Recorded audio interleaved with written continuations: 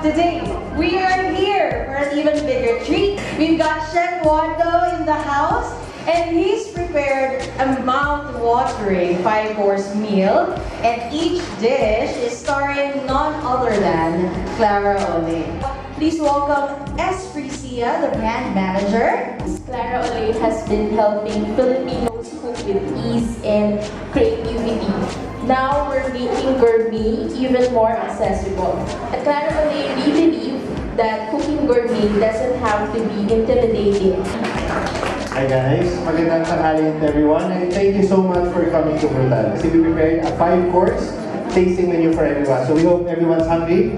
Gutom na ba tayo lahat? Yes! So the first dish, in front of you meron tayong menu. We call this the black tie. Ayan. So we wanted to incorporate the calamari, the pasta negra for this salad. So sinasabi namin na when we say that it's a pasta sauce, yung notion natin is we only use it for pasta. But we wanted to explore the versatility of the product by using it as a salad dressing.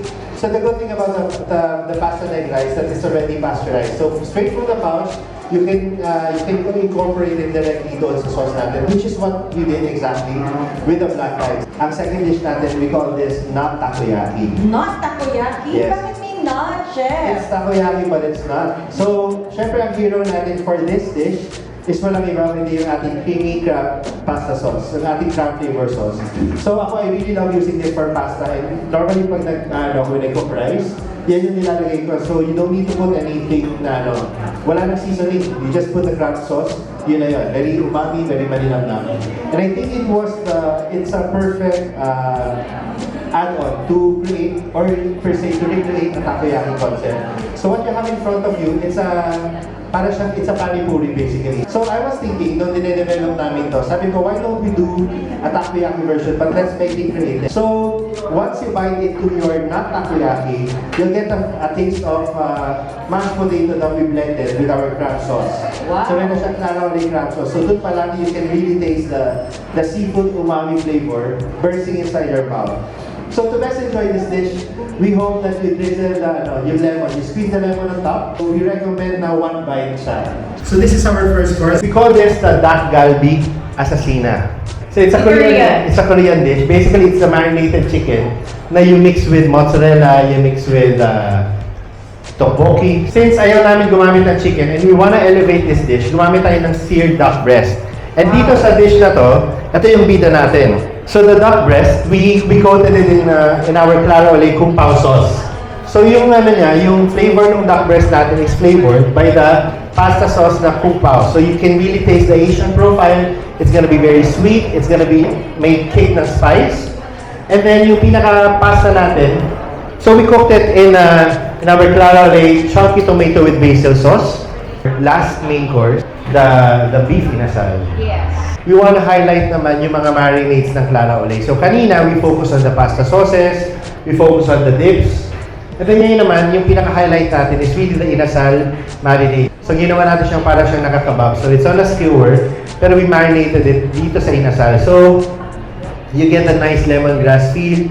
Yung parang suka dun sa marinade, nandun din siya. So it's the flavor is very subtle, but yung feeling ko yung acidity din nung marinade natin helps soften the beef dito sa dish natin. So, today we wanna make fresh ice cream from scratch. So, we're gonna use liquid nitrogen for our last dish. We are gonna make nitro ice cream. So, liquid nitrogen ice cream. So, yung ice cream natin is gonna be blast frozen using liquid nitrogen. Syempre, papasarapin natin siya. The flavor of our ice cream is, of course, our peach mango spread by Clara Ole. So ito yung gagamitin natin. So this is what's gonna give the fruity, sweet notes dito sa ating ice cream.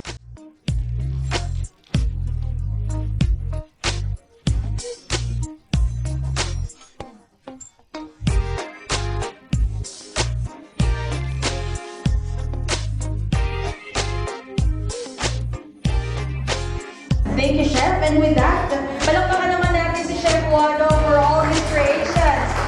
That was the 5-course tasting menu. Hi everyone, I'm Irie from The Beat Asia.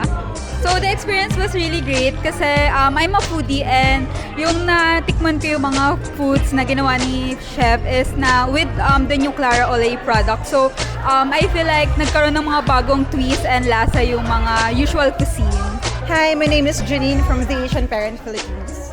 Actually, for today, it's really a great experience kasi I am myself a personal user of Clara Olay products. And I get to know the other ways of actually using it. Kasi the way the dishes are introduced to us, Chef Wado was able to actually use the products not for their commonly ways of using. So for example, the one used for the dessert, which is the last but very creative way to use it. It's actually for like jams, but it was being used for dessert. So it's a good way to note that the products are not just limited to what it's actually used for, but we can actually explore ways of using it. Hi, I'm Bianca Brencillo from Interaction.